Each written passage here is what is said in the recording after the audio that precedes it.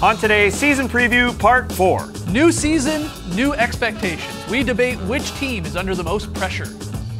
Is LeBron James still the league's best? Is Nikola Jokic a franchise player? Will the Warriors win 70?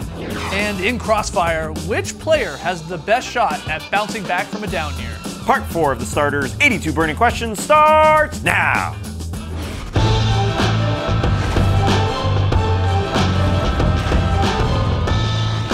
Good evening, Sweet World, and welcome to part 4 of the Starters NBA season preview. Happy National Noodle Day. I'm Jay Skeets, and alongside me, as always, as Tas Melis. I'm a noodle lover. To his right, the international man of mystery, taking it to the max, Lee Ellis. Friend. Lily, do you have a favorite noodle? All of them. Yeah, okay, good answer. And last, certainly not least, down yonder, it is the bearded one, it's Trey Kirby. Hey-o! Hey! Oh, all right. We are continuing to tackle the 82 burning questions about the upcoming NBA season. If you missed parts 1, 2, or 3, go back to YouTube. Jump on YouTube, find them, catch up here. We got tons of questions still to go, and we're going to continue here at question 28. We ask you to play along, jump on Twitter, hashtag the starters with your answers. Guys, this is a good one. Question 28, which team is under the most pressure heading into this season? I think it's the Pelicans because I think the team, roster, front office might look a whole lot different if they don't succeed this coming season. That being said, have you seen DeMarcus Cousins? That man is skinny. That man is on a mission entering his contract year, and when that man's skipping noodle day. Yeah, he is skipping all the noodles. Or he's going tofu, he's going glass noodles perhaps. I think they're lower in cals, I don't know. Either way, he did get serious about his diet. He seriously did, because he looks entirely different. And it kind of helps that he's entering a contract year. If that guy's focused, and Anthony Davis is focused, I know it's the West, and I know there's only 8 spots. But it seems like they can't miss. They only went 7-10 last year after Cousins got traded to the Pelicans. Yeah, the I know schedule it's a weird was situation. hard after the All-Star break. There was a lot of factors there, but a camp. These guys worked out together earlier than camp as well. I think they're really ready to play. Alvin Gentry is under pressure for sure. Yes. Because if things start off slowly, the coach is the first one to go. And you know there's been a little bit of friction between him and the front office anyway. So they get off to a slow start, maybe 5-10. I think Gentry's gone and they try to get someone else in. Because do you think it can work though? Do you believe, I mean, in this type of game where we're headed with the NBA, this pace and space, having 2 big guys in Cousins and Davis? And of course, keeping Drew, can it work? I think the Pelicans had to make that deal when they got the chance to get Cousins last year. But they also made some unusual off-season signings as well. Rondo and Tony Allen, 2 other guys who can't shoot and don't really spread the floor There's for no you. pace and space. Well, there's some pace, not much space. I mean, both of these guys, Davis and Cousins, can put the ball on the floor. So it's not like they need the ball down the post all the time. And they can shoot it. Yeah, they can shoot. If it works, it's going to be very, very hard to defend. I'm just not quite sure if it is the right formula right now. Maybe. Hopefully I'm wrong. Yeah, I think that the Pelicans are a great choice. For me, the team that is under the most pressure is the Thunder because they basically have 1 year to get everything right. Acquiring Paul George, acquiring Melo. If things don't go well for the Thunder, it's hard to imagine both of those guys staying next year. And if that's the case, then they're worse off than they were after last season when it was Russell Westbrook, a bunch of guys. At least then you had young Victor Oladipo, you had a recent draft pick in Sabonis. Those guys are now gone. So if things go poorly this year, not that they're going to go poorly, but if they're not necessarily a contender that actually has a chance at taking down the Warriors, I think it's kind of hard for either PG and Melo to want to stick around in Oklahoma City rather than try and build something else somewhere. So they got 1 season to really figure things out. Do you think Paul George will stick around after this year? Like if they I mean, I think he's going to LA. He said he's going to LA, but he's also saying, I'm loving it here in OKC. It's such a brotherhood. We're buddies now. I mean, it's preseason. Everybody's friends then. But who knows? I think he'll be in LA, but if things go awesome in OKC, why wouldn't he stick around? I think his agent and his people said to him, just ease up on the LA stuff. Maybe. Because he was pretty blatant about it, saying, I'm going to LA, so don't re-sign me here in Indiana, don't even try. The only way he stays in Oklahoma City is if they win the championship. That's it for me. That's it. Yeah, because otherwise he's like, no, what about like a hard-fought 6-gamer against the Warriors, you know? If they make it seem like the Warriors are on the ropes, it's hard to not want to run it back with a guy like Westbrook, who you know is going to be there, just signed a huge extension. Melo will have another year that he could opt into, and they could just hang out together in OKC and try their best, hope somebody gets hurt. It's possible, but I feel that they have to get at least to the finals for Paul George, because he wants that championship, and if he feels he's really close to it, then maybe he sticks around, but I still think he's 80% chance he's gone. These are good picks. Any other teams that come to mind? Pressure? I mean, what about the Celtics? They completely revamped a team that was the #1 seed in the East. And yeah, they got bounced by LeBron pretty easily in the playoffs, but they got 4/5 of a different starting lineup. Yeah. I mean, it just completely changed it after a lot of people had been saying for quite some time, hey, Danny, you got to do something with all these picks and all these young talent that you have there. You got to make a move. Well, he finally did.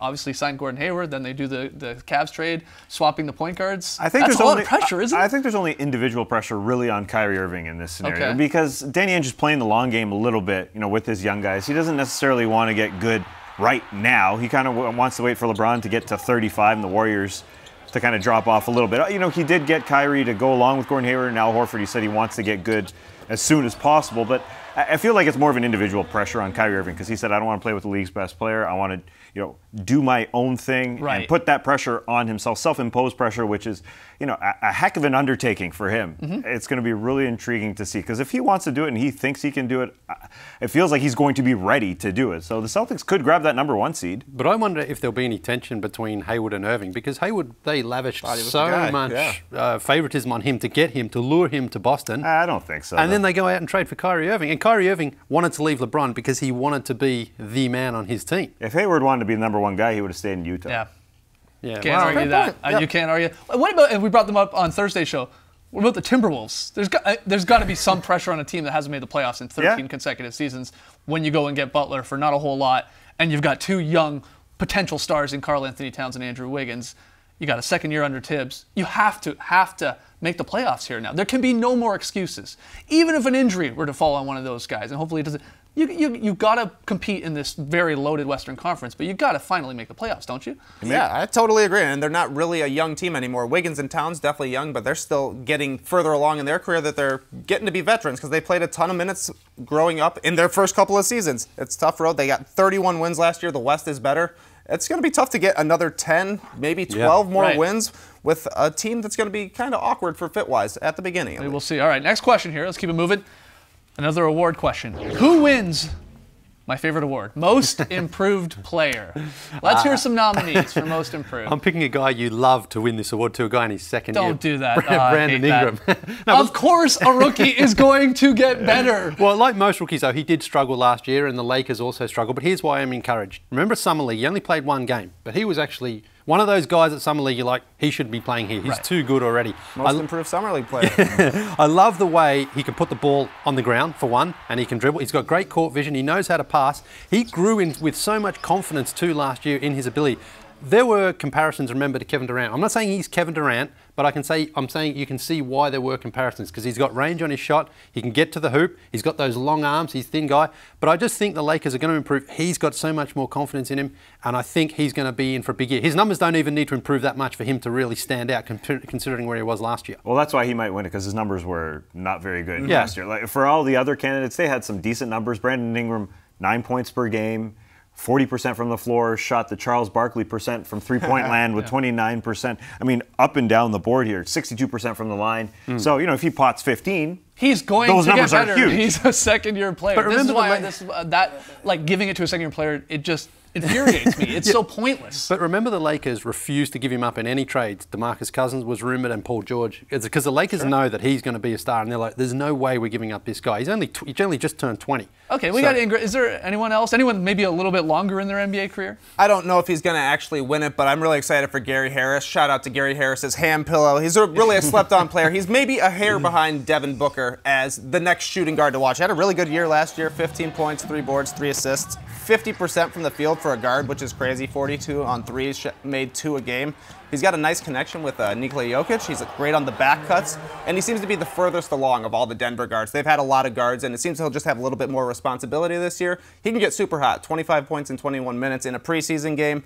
Wouldn't be surprising to me if he could get close to 20 a game this year. That's a solid pick. You got anyone for MIP? I think the good thing about Gary Harris is that people will be paying a little bit more attention to Denver this year because Jokic is a star and they get Paul Millsap, so maybe Gary Harris gets some light as well. Rodney Hood is another shooting guard who could get some light. There was a man by the name of John Schumann on NBA.com who once told me that he was better than Devin Booker, Rodney Hood was. So, Rodney Hood, hey, this is your time, someone man. has to score on the Utah Jazz. For sure. Someone has to. Yep. And if you can score 20 per game after having a very down year, which Hood did, he was injured last year. They look at that. When you look at the previous winners for Most Improved Player, you usually got to score around 20 or just over 20. So if Hood can do that, and he turns 25 later this month, I think he has a possibility. But you see our picks there. A couple for Ingram, Gary Harris, and I'll take Rodney Hood. We got to take a break. Lots more still to come on the show tonight. When we come back, oh boy, is LeBron still the best basketball player on the planet? That and more in the Up Down Report.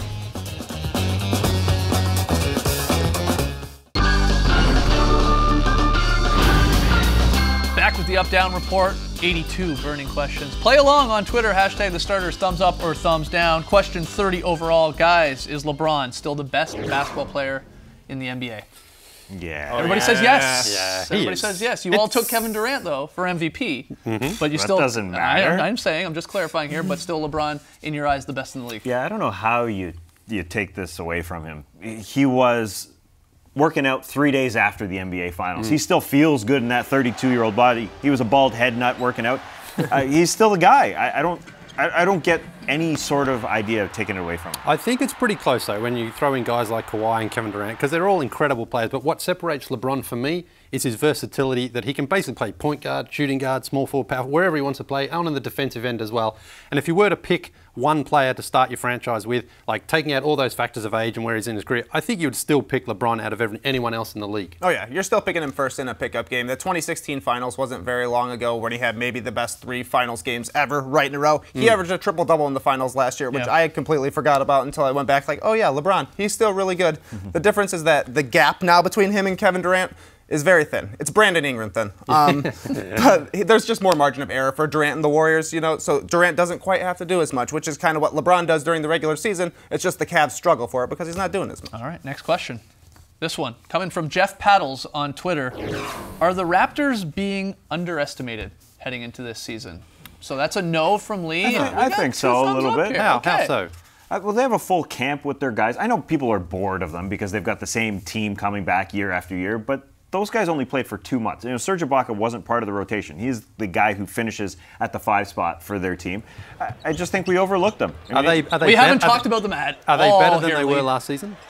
I think they are. They could be. I think they are because they have a full season with Serge Ibaka. Yeah, they're a little bit thinner. Are they worse? Are they better? No, they're going to win 50-odd games. They're going to be in the hunt for the top 4 in the East. I think they're going to be in the hunt for the #1 seed this year. Of the teams that are in the top 4, aside from the Wizards, they have the most continuity. There's a lot of familiarity. You're adding Serge Ibaka for a whole year. They're going to be a team that's not struggling to figure things out, unlike the Cavs and the Celtics. The Celtics, yeah. They could actually finish #1 in the East, but it doesn't really mean anything because 53 wins. That wouldn't mean anything? No, it wouldn't mean anything. The best team in Raptors history. Well, what's a successful season for the Raptors? Well, they have to go to the conference finals. Conference finals or bust. I mean, it's not bust, but that's where they have to go back to because that's where they were a couple of years ago. Yeah. And again, like we always talk about in the East, LeBron could finish 3rd. He's still the favourite. His team's still the favourite. So even if the Cavs or the Raptors do win 53, 54 games, it's a minor improvement over the regular season.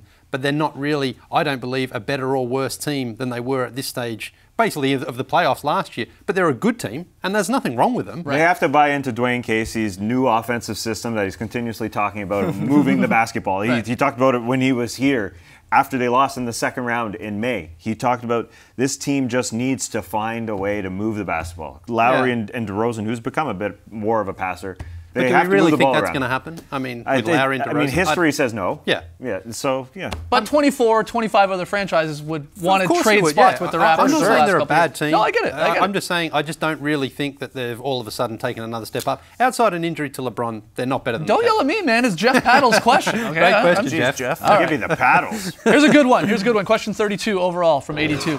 Is Nikola Jokic a franchise player? Nuggets big man. Absolutely. Yeah. Wow, that was a little quicker than I thought with the thumbs up. No. Yeah, for me, he's the offensive fulcrum on an offense that's really good, so therefore he's a franchise player. The Nuggets are starting to build around him. They brought in a guy like Paul Millsap, who is the perfect front court partner for him on both ends, really. You just got to see some growth on the defensive end this year. He's skinnier now. I'm sure Tass is loving that. So maybe he's skipping noodle days too. I don't know. Yeah, he reminds me of a young Marc Gasol. When Marc Gasol came into the league, he wasn't a great defender. No one saw him becoming Defensive Player of the Year. He had the offensive touch. That's what Nikola Jokic needs to do, work on the defense. His offense is fantastic. Great vision, range. He shot 58% on post-ups. Like, he can go down there and score. He's 17, 10, and 5 assists, almost a block, almost a steal. As you said, he's not getting any fatter. He came into the league with Pepsi problems. He was drinking 3 Pepsis a day. That'll do it. Yeah. And he is definitely going to get slimmer. He's been in North America for 2 years.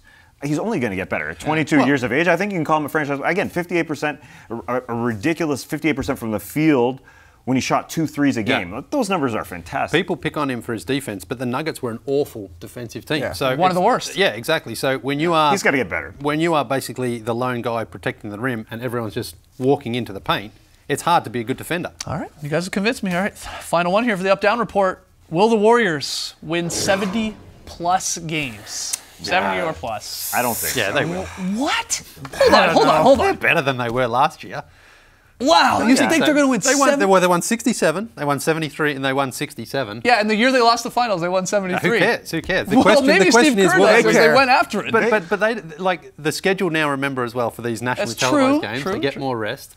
A little more depth. Yeah, a little more depth. They added Nick Young. They added Caspi. They got a lot more players, so you're going to be able to rest your big names while you bring even better guys off the bench. That's why I think they can accidentally win 70. They probably don't want to, but they're just that good. But they don't want to, and that's exactly why I don't think they will. They just don't want to be gassed going into April. Draymond Green said, on being the clear NBA favorites, he said, I don't expect us to be where we were at the end of last year focus-wise as far as locked in. But we need to get as close to that as we possibly can. They almost don't want to work that hard because they know they can get to the playoffs. But why can't they be exactly? Why can't they be like LeBron James and kind of coast a little bit? You're right. I mean, they're that good that they could win close to that number. And with another year with Kevin Durant, I mean, you think it's going to be far, but 70s. I can't believe we follow a league where Trey just said they might accidentally fall into 70 wins. And you're right. Yeah, I mean, Nick Young will have a 40-point game off the bench on accident. Omri Caspi will make 10 threes in a game on accident. Good things just happen to the Warriors. All right, wow. Okay, let's hear from you guys out there. Again, jump on Twitter. Will the Warriors win 70-plus games? We got to take a break, but when we come back, it's Crossfire time. It is Skeets versus Trey. Oh, the rematch for the dunk contest. I beat him in the dunk contest. Can I beat him in Crossfire? We'll find out tonight.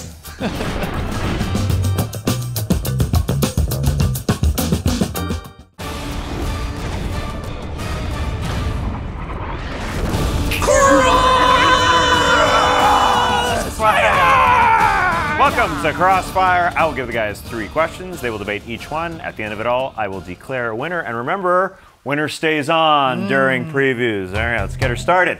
Like LL Cool J didn't say, do call it a comeback. Question number 34 is, which player will have the best comeback story this year? Here we go. Best comeback story this year is Carmelo Anthony coming back from being the most overhated player in the game, because guess what? Melo's still good at basketball. He scored 22 a game last year.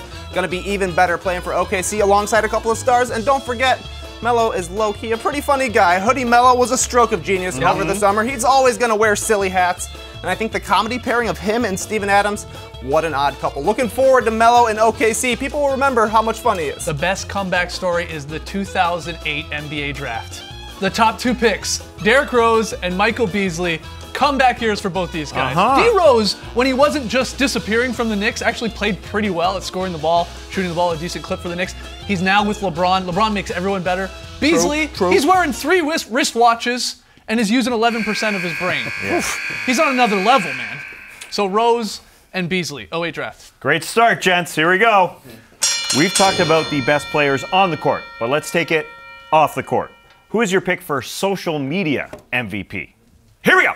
Don't overthink this. It's Joel Embiid. His Twitter game is gold. When he's not roasting trolls, he's either making fun of himself, making fun of teammates. He never stops telling us to trust the process. He's joked about a playoff spot opening up in the East when the Paul George trade happened. He makes fun of LeVar Ball constantly. His Twitter game is an A+. It's him. He's the social media MVP. Joel Embiid, great pick, but I'm going with co-MVPs. LeBron James and Dwayne Wade, they're back together, and like any old friends who finally get back together, they can't stop making jokes. They've been teammates for a week. They're already drinking wine after practice, interrupting each other's interviews, and just generally being silly. The season hasn't even really started yet. They're going to be putting up highlights. They're big into social activism. I'm looking forward to LeBron and D. Wade back together again, making us laugh. I don't know who I'm going to pick. You guys are doing such a great job out here. It's going to come down to this last question. Question number 36. Nike has released statement jerseys for each squad, which will primarily serve as the team's alternate. Now, which one talks to you the most? What is the best statement jersey? Here we go. The Thunder's OKC Navy jerseys are so good, they should be their full-time jerseys. It makes That's the true. Thunder's color combination look so much better. The Navy is on full display, and they're showcasing that orange. You know I love orange.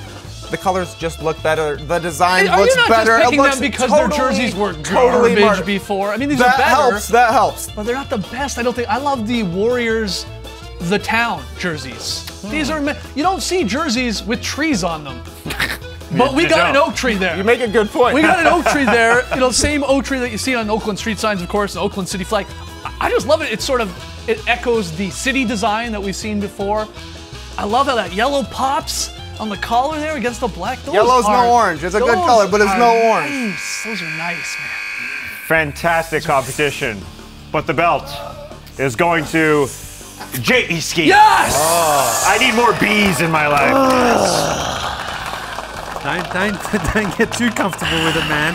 Preview 5, these two going at it. You're only going to have it for one episode. Oh my God. No. We gotta take a break. No more acting, please. When we come back. When we come back, we'll check the fan vote.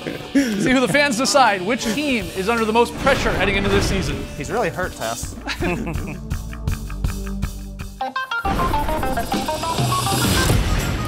Tonight on NBA TV, it's Lee's favorite two teams. The very solid play teams. Celtics versus the 76ers, coming up very shortly here on the network. 7 p.m. Eastern, game time later this evening. Let's check the Twitter poll results, though, for the question, which was, which team is under the most pressure this season? 38% say the Oklahoma City Thunder, with their new big pieces there in Paul George and Melo, and trying to make it all work before everyone maybe just leaves for LA, maybe possibly other teams. Celtics 30%, Pelicans 18%, and Wolves 14%. You said when we were talking about the Pelicans there earlier, Elvin Gentry on the hot seat. Is there any other coach that comes to mind that is on the super hot seat as we go into this season? Gentry's a great pick. Anyone else come to mind? Is Hoiberg on the hot seat, or are the Bulls just expectations? The Bulls are building around Fred Hoiberg. Haven't you heard? It's Hoiberg this season. He's safe. Well, maybe Frank Vogel? What about Dwayne Casey as well, perhaps? If the Raptors struggle out of the gate? Nah. Nah. You just said they were perfectly No, I'm rated. just saying though. Ah. But, you know, like it's the hot seat just becomes hotter from week to week in the NBA. No, the hot seat was last year on the Oh, that's right, yeah. season previews. All right, we're going to continue with the 82 burning questions on Monday, part 5 of our NBA season preview series. We'll debate the league's biggest rivalry. Shout out to Zach Lowe. We're going to select our must-watch League Pass teams. And in Crossfire, we're going to place bets on the two teammates least likely to get along. It's you and I, Lily. You and I. So that's on Monday, 5:30 p.m. Eastern. Thanks for joining us, folks. And remember, the Intercontinental Belt is on the line Monday, Preview 5, Skeets and Lee. Thanks tonight, people.